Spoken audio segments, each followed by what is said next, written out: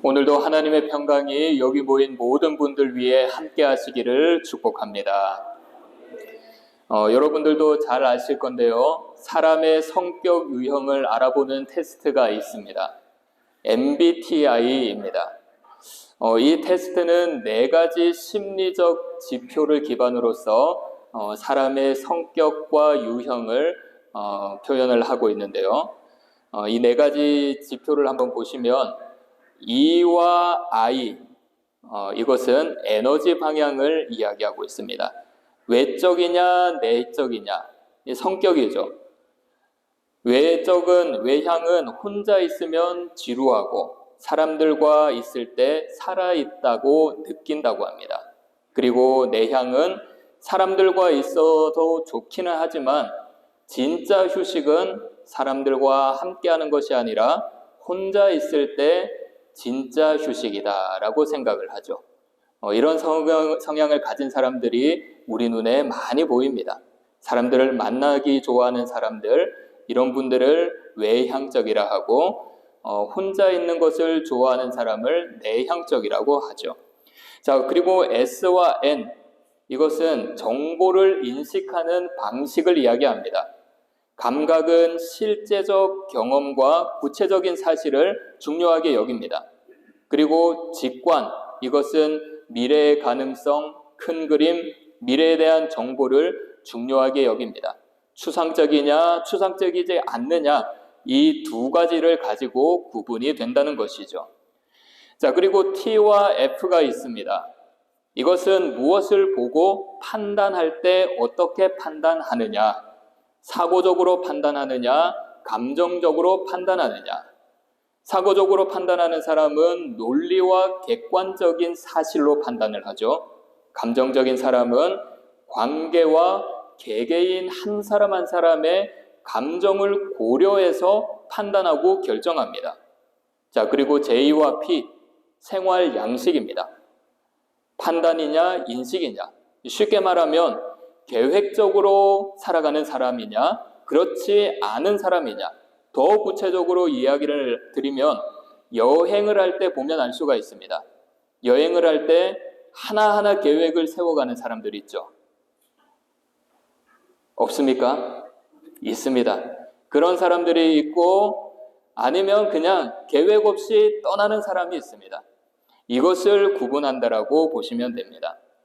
자, 이렇게 4가지를 가지고 성격의 유형을 16가지로 나누게 됩니다. 저는 제 성격의 유형이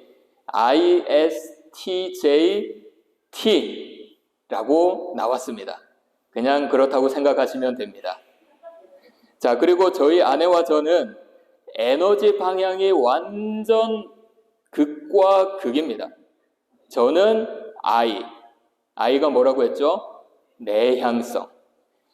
아내는 E, 외향성. 극 I와 극 E가 만났죠. 방향은 달라도 전혀 피곤하지 않고 너무나도 행복하게 살아가고 있습니다. 아멘이죠? 자, 제가 이렇게 MBTI를 말씀드린 이유는 각자가 이렇게 다양한 성격을 가지고 있어도 특별한 것을 추구할 때가 있다라는 것입니다. 모든 사람들이 평범한 삶보다는 의미 있는 삶을 살아가고 싶어 합니다. 때로는 사명감을 가지고 변화를 주고 싶어 하기도 하고요. 다양한 가능성 속에서 자신만의 빛나는 길을 찾아 나아가려고 합니다. 그리고 어떤 때는 다른 사람들에게 특별한 영향력을 주고 싶어 하기도 합니다. 이러한 특별함에 대한 갈망은 단순한 자기 과시가 아니라고 합니다. 자기 존재의 의미를 확인하고자 하는 깊은 내면의 요구라고 합니다. 그래서 우리는 각자의 방식으로 삶의 의미 그리고 삶의 가치를 찾아 나아가고 있습니다. 이 모습이 때로는 타인의 눈에는 특별한 사람으로 비춰지기도 하죠. 과하게 생각하면 자기만 잘났나라고 생각하기도 합니다. 자, 오늘 본문은 특별함에 대해서 이야기하지 않습니다. 오히려 평범한 자리에서 묵묵히 자기 몫을 감당하는 이야기가 나옵니다. 화려하지도 않고요. 눈에 띄지도 않고요. 일상에서 살아가는 평범한 사람, 일상에서 살아가는 평범한 사람이 사용하는 평범한 도구에 대한 이야기가 나옵니다. 하나님은 이 평범한 일상과 평범한 도구를 통하여 이스라엘을 구원하셨다라고 말씀하고 있습니다. 우리 함께 본문 31절 읽겠습니다. 시작. 에훗 후에는 아나세 아들 삼갈이 있어 소모는 막대기로 블레셋 사람 600명을 죽였고 그도 이스라엘을 구원하였도다. 자, 오늘 이 말씀을 보게 되면 조금 이상한 것이 느껴지지 않습니까? 제가 사사기의 특징을 전에 말씀을 드렸는데요. 사사기의 특징이 이 말씀에서는 전혀 보이지가 않습니다. 이스라엘이 하나님 앞에 범죄하고 하나님은 이스라엘의 범죄를 보시고 이방인을 그들에게 보내시죠. 이방인을 통하여 억압을 받는 이스라엘 백성들은 하나님께 부르짖습니다. 부르짖음을 들은 하나님은 한 명의 구원자 사사를 세우시고 이스라엘에게 평안을 허락하십니다. 오늘 말씀에서는 이런 패턴, 이런 내용이 전혀 보이지 않는다는 것이에요. 단지 그냥 삼갈이 블레셋 사람 600명을 죽였고 이스라엘을 구원했다라는 이야기밖에 없습니다. 성경을 보게 되면 이 삼갈에 대해서 자세하게 이야기하지 않습니다. 오늘 말씀과 그리고 사사 드보라의 노래를 보게 되면 삼갈의 날이라고 언급만 할 뿐입니다. 그리고 이 삼갈 이야기는 한 절이라서 당시 이스라엘의 상황이 어땠는지 정확하게 우리에게 정보를 제공해 주지 않습니다. 하지만 우리는 추측할 수는 있죠. 사사기의 특징, 사사기의 이 패턴을 통해서 추측할 수 있습니다. 그 기준으로 생각을 하면 이스라엘은 에훗이 죽은 이후에 또 하나님 앞에 범죄를 저질렀습니다. 하나님은 이스라엘을 이방인의 손에 또 넘기셨죠. 이방인의 손에 고통을 받는 이스라엘 백성들은 하나님께 부르짖었을 것입니다. 하나님께서는 사사를 보내셨을 것입니다. 그런데 오늘 말씀을 잘 보면 이런 질문이 듭니다. 삼갈을 통해서 이스라엘을 구원하셨는데 왜 이 성경 구절에서는 하나님이 그를 사사로 부르셨다라는 말씀이 없는가? 왜 삼갈이 사사라고 기록되어 있지 않는가? 이 말씀을 보면서 이번에도 삼갈이라는 인물에 포커스가 맞춰져 있다라고 보여집니다. 지난 시간에 우리는 사사 에훗을 살펴봤죠. 사사 에훗이 어떤 사람이었습니까? 지도자로서 세워지기에는 부적합한 사람이었습니다. 오른손에 문제가 있었고요. 베냐민 가문, 오른손이라는 뜻을 가지고 있는 이 베냐민 가문에서도 인정을 받지 못했을 것입니다. 이와 마찬가지로 삼갈도 똑같았습니다. 본문을 보게 되면 삼갈을 어떻게 소개합니까? 에훗 후에는 누구의 아들이라고 하죠? 아나세 아들 삼갈이라고 기록하고 있습니다. 삼갈을 아나세 아들이다라고 이야기를 하고 있죠. 여기서 말하는 아낫 그리고 이 삼갈에 대해서 여러 가지 해석을 하고 있습니다. 아낫은 갈릴리에 있는 성읍이라고 해석하기도 하고요. 헤브론 북쪽 벳 아노 출신이다라고 이야기하기도 합니다. 그런데 재밌는 것은 이 아낫, 이 아낫은 가나안 사람들이 섬기는 전쟁의 여신이었다라고 하는 것입니다. 그리고 삼갈이라는 이름은 이스라엘식 이름이 아니었다고 합니다. 자, 홍길동이라고 하면 어느 나라 이름이라고 생각이 드나요? 우리나라 이름이라고 생각이 들죠. 아키토라고 하면 어느 나라 이름 같습니까? 일본 같죠. 이 이름은 조금 좀 헷갈릴 수도 있는데요. 타티아나 어느 나라 이름 같습니까? 조금 애매하죠. 러시아라고 합니다. 인터넷에 그렇게 나와 있습니다. 그냥 믿으십시오. 자, 이렇게 이스라엘에게도 그들만의 이름이 있었다라고 하는 것입니다. 그들만의 문화를 가진 이름, 하나님을 향한 신앙을 접목한 이름들이 있었다라는 것이죠. 그런데 삼갈은 이스라엘의 이름이 아니었다고 합니다. 그래서 삼갈은 이스라엘 출신도 아니고 가나안 신을 섬기는 사람이었습니다. 성서학자들은 이 삼갈에 대해서도 이렇게 이야기를 합니다. 삼갈의 집안은 가나안의 토착민이었다. 원래 가나안에 살았던 사람이라고 하는 것이죠. 가나안의 체제를 반대했던 소수 민족이라고 하는 것입니다. 어느 날 여호와를 섬기는 이스라엘 사람들이 가나안 땅을 하나씩 점령하기 시작했습니다. 삼갈의 조상들은 이스라엘 백성들을 보았습니다. 이스라엘이 가지고 있는 정신, 여호와의 신앙을 관심 가지기 시작했습니다.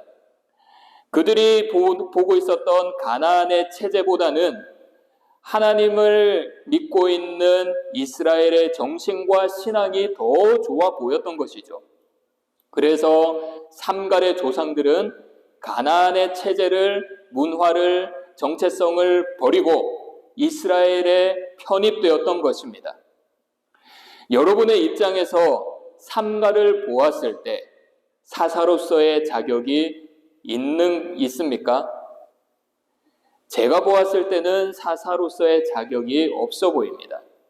그런데 이번에도 지도자로 하나님께서 세우셨습니다. 이 삼갈을 이스라엘의 구원자로 세우셨다는 것이죠. 본문 후반절을 보시면 뭐라고 이야기합니까? 그도 이스라엘을 구원하였다. 그도, 이 삼갈도 이스라엘을 구원하였다라는 것입니다. 그래서 오늘 본문 말씀에 삼갈이 사사로 세움을 받았다는 이야기가 없고 사사로 몇 년간 통치를 받았다는 말이 없어도 하나님께서 삼갈을 통하여 이스라엘을 구원하셨다라고 하는 것입니다. 사랑하는 여러분, 하나님은 특별한 사람만을 사용하는 분이 아니십니다. 오른손에 문제가 있었던 에훗도 사용하셨고요. 우상을 섬기는 집안이었던 삼갈도 사용하셨습니다. 하나님은 삼갈도 이스라엘의 구원자로 세우셨습니다. 하지만 우리 생활을 하다가 일상을 살아가다가 하나님께서 많은 사람들을 세운다라는 것을 온전히 믿지 못하고 우리 스스로를 너무나도 작게 볼 때가 있습니다. 나는 가진 것이 없습니다. 나는 너무나도 평범합니다. 말도 못하고 리더십도 없고 아무런 배경도 없습니다. 우리는 이런 것을 보고 나 스스로를 낮게 여긴다는 것이죠. 그런데 성경을 보면 하나님은 이런 것을 통하여 하나님의 일을 이루어 나아가시고 이런 사람들을 사용하셔서 하나님의 역사를 만들어 나아가고 계십니다.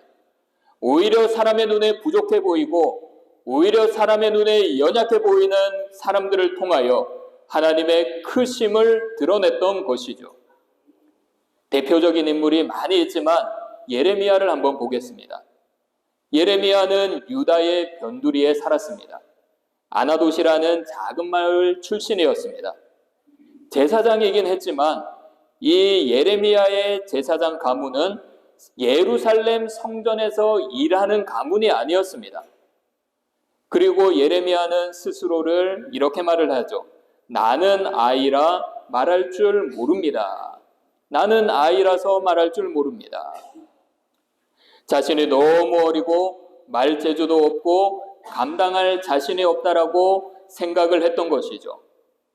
하나님이 예레미야에게 뭐라고 하죠? 예레미야 1장 5절을 보시면 내가 너를 모태에 짓기 전에 너를 알았고 내가 배에서 나오기 전에 너를 성별하였고 너를 여러 나라의 선지자로 세웠노라 하시기로.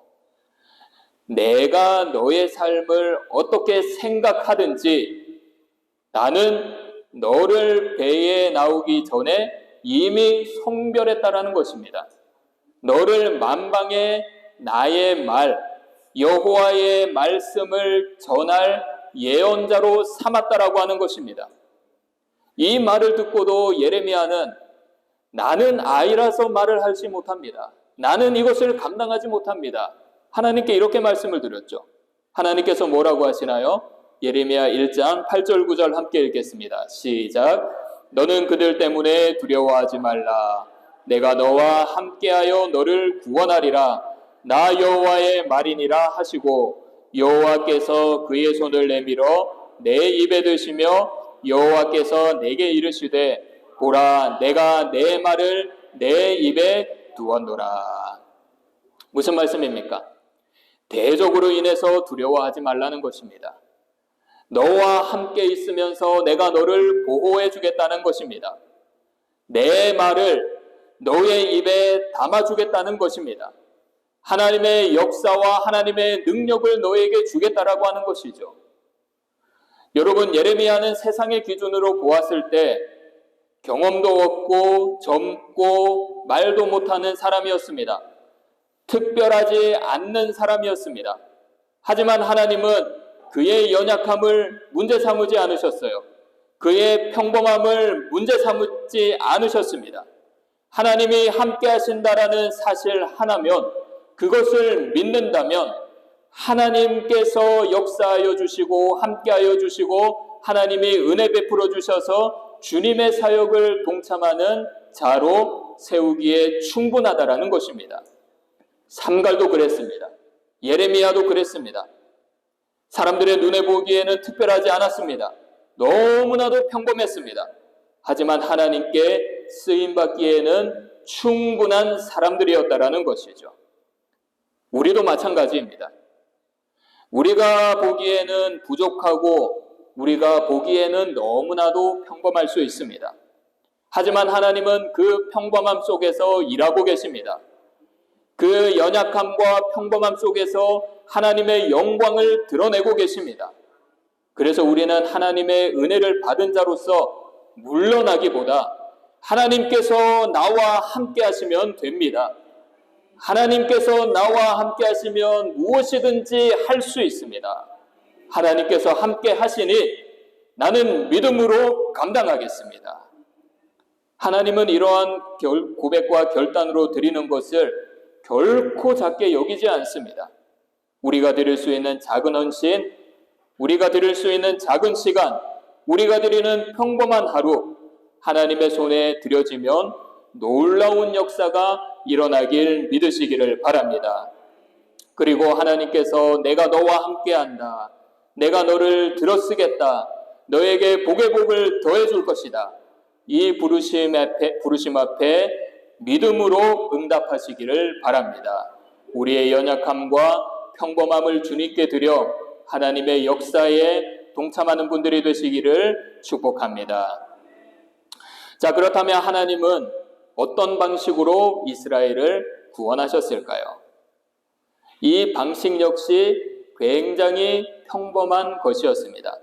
삼갈이 사용했던 평범한 도구였습니다. 본문 31절 함께 읽겠습니다. 시작. 에후드에는 아나세 아들 삼갈이 있어 소모는 막대기로 블레셋 사람 600명을 죽였고 그도 이스라엘을 구원하였도다. 자, 삼갈이 무엇으로 블레셋 사람을 죽였다고 하죠? 소모는 막대기입니다. 삼갈이 사용했던 이 막대기의 길이는 2.4m 정도 되는 막대기였다고 합니다. 양쪽 끝에 쇠가 달려 있었다고 하는데요. 한쪽은 뾰족한 쇠가 달려 있고 한쪽은 납작한 끌처럼 그런 쇠가 달려 있었다고 합니다. 그래서 소를 몰 때 사용하기도 했고 농사기구에 묻어있던 흙을 털어내는 데 사용했다고 합니다. 자, 그러니 이 소모는 막대기는 삼갈에게는 없어서는 안 되는 중요한 것이었습니다. 그리고 삼갈의 일상에 늘 함께했던 것이었습니다. 이 소모는 막대기, 삼갈의 일상을 대변하는 도구였습니다. 일상에서 사용하는 도구로 블레셋 사람 600명을 죽였다는 것입니다. 칼과 창, 특별한 무기가 아니라 일상에서 사용했던 도구였습니다. 이것은 하나님이 특별한 것을 사용하는 것이 아니라 일상 속에 있는 평범한 것을 사용하신다라는 것을 보여주는 것입니다. 일상 속에 사용되는 이 막대기, 삼갈의 소모는 막대기가 우리에게 중요한 메시지를 주고 있는데요. 히브리어로 소모는 막대기, 이 단어는 가르치다, 배우다라는 단어에서 파생되었다고 합니다. 그래서 막대기는 단지 짐승을 때리는 용도가 아니었습니다. 짐승을 몰고 가기 위한 폭력의 도구가 아니었습니다. 방향을 정해주고 나아가야 할 길을 알려주는 가르침의 도구였습니다. 삼갈이 막대기로 블레셋을 물려쳤다라는 것, 이것은 단순히 전쟁의 승리만을 이야기하는 것이 아닙니다. 하나님이 블레셋과의 싸움을 통해서, 이 승리를 통해서 이스라엘에게 가르칠 것이 있다라고 한 것이죠. 그 가르침이 무엇입니까? 여호와 하나님이 전능하시다라는 것입니다. 하나님이 적절한 때에 필요를 채워주신다라는 것입니다. 그러니 더 이상 가나안 사람들이 섬기는 우상을 섬기지 말라는 것이죠. 아직 진멸하지 못한 가나안 사람들의 문화에 빠져들지 말라는 것입니다. 하나님은 소모는 막대기, 이 막대기를 통해서 이스라엘에게 이것을 가르쳐 주신 것입니다. 그래서 소모는 막대기는 이스라엘을 양육하고 이스라엘을 가르치고 이스라엘이 바른 길로 걸어갈 수 있도록 인도하는 것이었습니다. 이런 의미를 가지고 있는 말씀이 성경에 또 있습니다. 스가랴 11장 7절 함께 읽겠습니다. 시작. 내가 잡혀 죽을 양떼를 먹이니 참으로 가련한 양들이라. 내가 막대기 둘을 취하여 하나는 은총이라 하며 하나는 연합이라 하고 양떼를 먹일세. 자, 중반절을 보게 되면 막대기 둘을 취한다고 하죠. 하나는 무슨 막대기라 합니까? 은총이고요. 또 다른 막대기는 무엇이죠? 연합입니다. 이 말씀은 하나님이 스가랴에게 주신 말씀입니다. 우리가 잘 알듯이 스가랴는 바벨론 포로 이후에 활동했던 선지자입니다. 당시 바벨론에서 귀향했던 이스라엘 백성들은 굉장히 무기력한 삶을 살았습니다. 왜냐하면 성전 재건은 지지부진했습니다. 영적 분위기는 냉담했습니다. 지원해 줄 것 같은 여러 가지 지원은 도착하지 않았습니다. 거기에다가 지도자들은 사리 사욕에 빠져버렸습니다. 이런 시대에 하나님은 스가랴에게 막대기 둘을 보여주시면서 이것을 통하여 유다와 이스라엘이 연합할 수 있도록 양육하겠다라고 하신 것이었죠. 하지만 이스라엘은 어땠습니까? 여전히 하나님을 싫어했습니다. 하나님이 보내신 자들을 미워했습니다. 그래서 하나님은 결국 언약을 폐하겠다라는 의미로 이 두 개의 막대기를 부서뜨려 버리겠다고 하셨습니다. 사랑하는 여러분, 이 막대기는 우리 시대의 이야기이기도 합니다. 하나님은 오늘도 말씀이라는 막대기로 우리를 양육하십니다. 말씀이라는 막대기로 우리를 인도하시고 말씀이라는 막대기를 가지고 우리가 바른 길로 걸어갈 수 있도록 하십니다. 그런데 우리는 이 말씀이라는 막대기를 가볍게 여길 때가 있습니다. 말씀의 막대기를 무시할 때가 있고 거절할 때가 있습니다. 왜냐하면 이 하나님의 말씀이 내 심령에 온전히 임하지 않았기 때문이죠. 내 삶에 하나님의 말씀이라는 막대기가 직접적으로 영향을 미치지 않았기 때문입니다. 일상에서 은혜로 다가오지 않았기 때문입니다. 사사기에 나오는 이스라엘 백성들과 똑같죠. 소모는 막대기가 보여주고자 하는 것은 그것을 깨닫지 못했던 모습이 우리에게도 동일하게 일어납니다. 말씀은 말씀이고 나의 삶은 나의 삶이고 하나님의 말씀은 말씀대로 이루어질 것이고 나의 일상은 내가 이루어져 나아갈 것이다. 하나님의 말씀과 내 삶을 전혀 적용하지 않는다라고 하는 것입니다. 그래서 사사기에 나오는 이스라엘 백성들처럼 하나님과 우상을 섬기는 모습이 우리에게도 그대로 나타납니다. 하나님을 섬기고요, 세상을 섬깁니다. 하나님의 가치관을 따르겠다고 결단을 하기도 하고요, 세상의 가치관을 따라 나아가기도 합니다. 혼합된 신앙이 우리에게도 계속해서 일어나고 있다는 것입니다. 그런데 이들과 다른 모습을 보여준 사람이 있습니다. 다윗입니다. 다윗은 하나님의 막대기를 붙잡았던 사람입니다. 시편 23편 4절 함께 읽겠습니다. 시작. 내가 사망의 음침한 골짜기로 다닐지라도 해를 두려워하지 않을 것은 주께서 나와 함께 하심이라. 주의 지팡이와 막대기가 나를 안위하시나이다. 주의 막대기와 지팡이가 어떻게 한다고 했죠? 나를 안위하신다. 안위하신다. 다윗은 도망자였습니다. 도망을 다니고 괴롭고 어려운 일들을 살아갈 때마다 하나님의 역사를 체험했습니다. 하나님의 음성을 마음속에 담아두었습니다. 하나님의 말씀을 자기 삶에 적용했습니다. 그러니 주의 막대기와 지팡이가 나를 보살펴 주시고 인도하신다라는 고백을 했던 것이고, 이 막대기를 끝까지 붙들고 나아갔던 것이었죠. 다윗에게 막대기는 하나님의 위로였습니다. 길을 잃지 않게 인도하는 말씀의 지팡이였고요, 고난 중에서도 신뢰할 수 있는 말씀의 지팡이였습니다. 사랑하는 여러분, 말씀의 막대기는 하나님의 백성을 살리는 은혜의 도구임을 믿으시기를 바랍니다. 말씀의 막대기가 지금 우리의 신앙과 일상과 교회와 가정과 자녀, 하나님을 모든 것을 살리는 하나님의 손길임을 믿으시기를 바랍니다. 결론입니다. 앞서 말씀드렸듯이 삼갈은 유명하지 않았습니다. 특별한 사람이지도 않았습니다. 그가 가진 것은 하나밖에 없었습니다. 소를 몰던 막대기였습니다. 그의 일상을 대표하는 도구였습니다. 하지만 하나님은 그 막대기를 가지고 이스라엘을 깨우치시고 이스라엘을 가르치시고 이스라엘을 양육하셨습니다. 이렇게 하나님은 오늘도 우리의 손에 말씀이라는 막대기를 쥐어주셨습니다.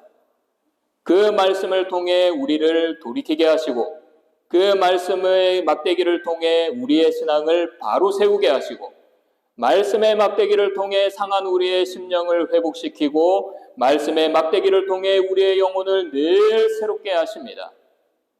그래서 사무엘상 17장 47절의 고백이 우리 모두의 고백이 되기를 원합니다. 함께 읽겠습니다. 시작.